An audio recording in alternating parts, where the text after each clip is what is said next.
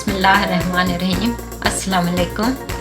आज मैं एक बहुत ही रिफ़्रेशिंग ड्रिंक शेयर कर रही हूँ, सऊदी शैम्पेन, जो कि गर्मियों के लिए भी बेहतरीन है और हैवी मील्स के बाद भी आपको बहुत अच्छा फील होगा।